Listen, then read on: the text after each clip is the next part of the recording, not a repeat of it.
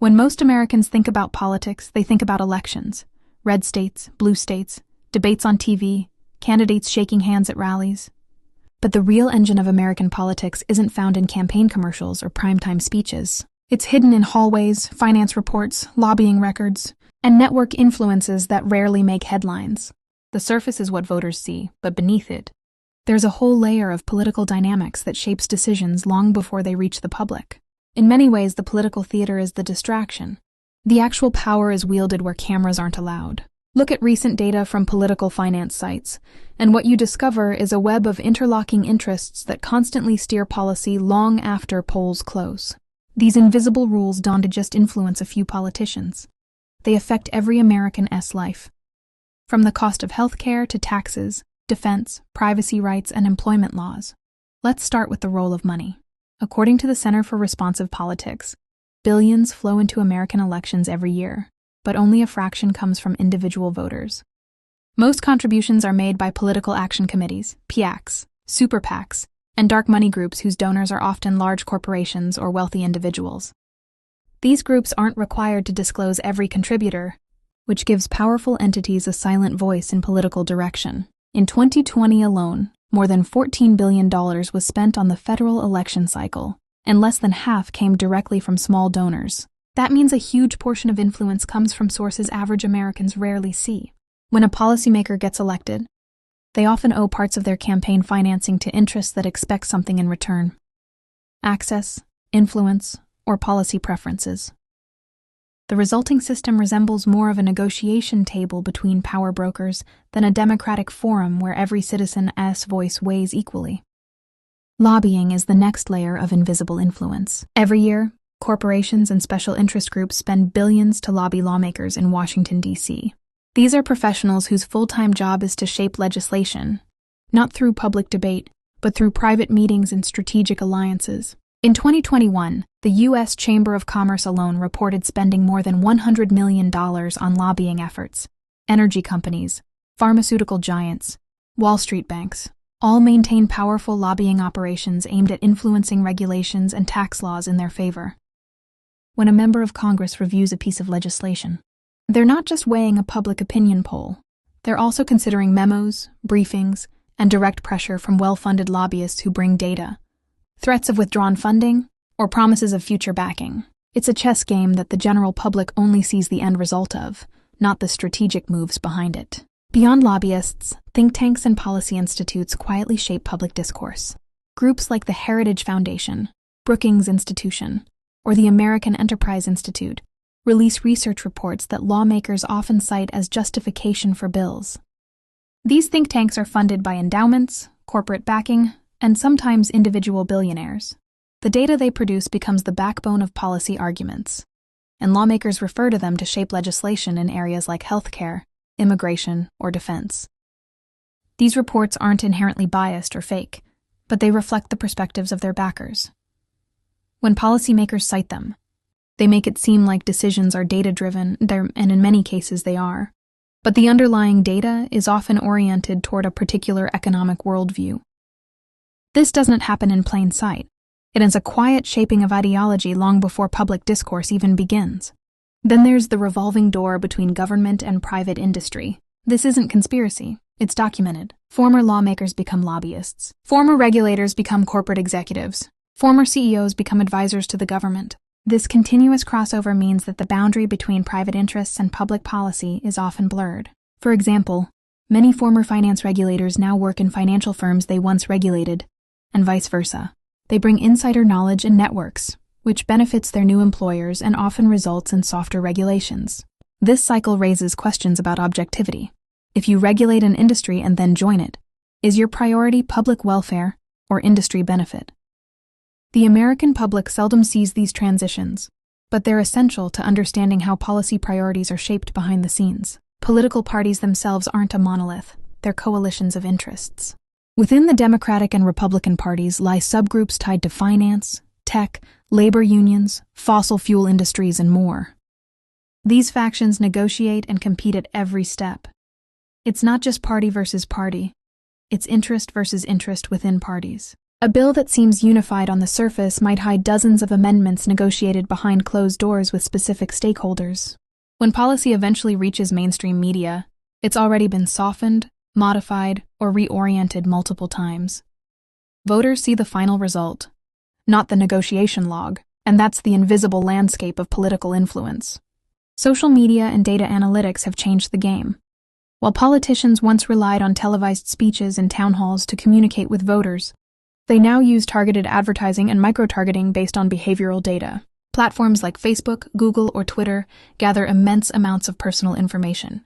Political campaigns pay to slice that data into segments: persuadable voters, issues-oriented voters, regional targets, and shape messages specifically for them. Data from the 2020 election showed campaigns spent hundreds of millions on digital ads tailored to individuals based on their browsing habits, interests, and behavior signals. Most voters don't see the personalized messaging that others receive. The result: political influence at a micro level that isn't uniform across the population. This algorithm-driven targeting is one of the most powerful invisible forces in modern American politics. Traditional media remains central, but it's no longer the only player. News networks, cable channels, and even podcasts influence public opinion, especially when they frame issues in emotional narratives. A story about jobs might be seen as economic devastation or economic opportunity depending on the outlet. This framing shapes public perception, which in turn affects political pressure. Unlike overt campaigns, media influence isn't regulated the same way. Networks can effectively push narratives that align with corporate owners or their advertisers. And because most Americans get their news from a handful of platforms, this concentrated control over information flow becomes another invisible lever of political influence. The public reacts to stories instead of raw data, and those reactions ripple through political decisions. What's more subtle but equally impactful is corporate political contributions. While direct donations to campaigns have limits, corporations support PACs and super PACs that run ads, fund events, and endorse candidates. These indirect contributions can dwarf individual donations. According to federal records, in recent election cycles, super PAC spending reached billions. Unlike direct donations, super PACs can receive unlimited funding, which means wealthy individuals and corporations can shape political narratives without direct accountability. What happens next is predictable. Candidates supported by heavy spending tend to align their policies with their backers after winning. Voters feel like they chose representatives, but often those representatives carry priorities shaped by the money that backed them. Ballot initiatives and referendums exist, but their success often depends on funding as well. Grassroots movements can lose momentum when outspent by bigger interests. Consider marijuana legalization. In multiple states, initiatives passed only after wealthy investors poured money into advocacy campaigns. In others, measures failed not because of public opposition, but because opponents outspent supporters on advertising. Money doesn't just influence candidates. It influences propositions that are supposed to be direct expressions of public will. This reshapes democracy from being about one person, one vote to $1 many voices. Polling data shows that most Americans feel detached from political power. According to surveys, a majority believe corporations and wealthy individuals have more influence than the average voter. This sentiment isn't a conspiracy theory. It is backed by public opinion data from Pew Research and Gallup polls. Distrust in institutions continues to rise as people feel their voices matter less than big money and networks of influence. Voter turnout fluctuations reflect this cynicism. When people feel their impact is minimal compared to invisible power structures, they disengage, and that disengagement itself becomes part of the system's survival.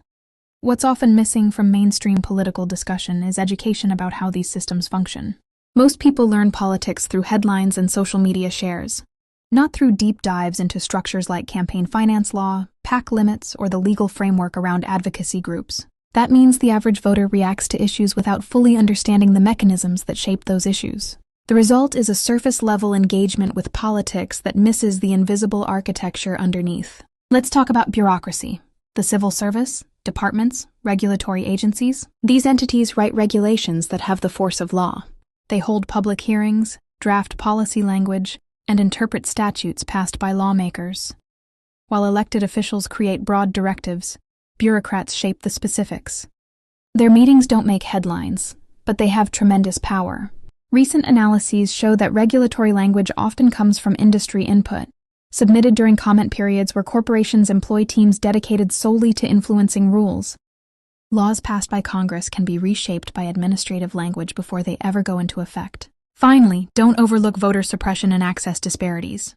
Certain districts have easier access to polling locations, earlier voting periods, or mail-in options. Others don't. These procedural differences aren't random.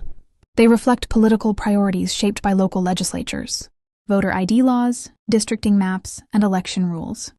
These structural elements influence who votes and how their votes count. The result is a political landscape structured in ways that benefit certain groups over others. None of these factors are usually dramatic or headline-grabbing, but collectively, they define American political reality more than any single televised debate. So what does this all mean? American politics isn't just about campaigns, speeches, or debates. It's an environment shaped by invisible rules, money, lobbying, media narratives, data targeting, corporate interests, regulatory influence, and procedural structures. These elements don't operate with transparency. They function silently, behind the curtain. The system isn't broken, it's designed this way, and understanding these invisible forces doesn't make you cynical. It makes you informed, because once you see how the game is played, you can start to see how power really moves, not through slogans, but through networks, strategy, and quiet influence that shapes the nation's laws, policies, and future.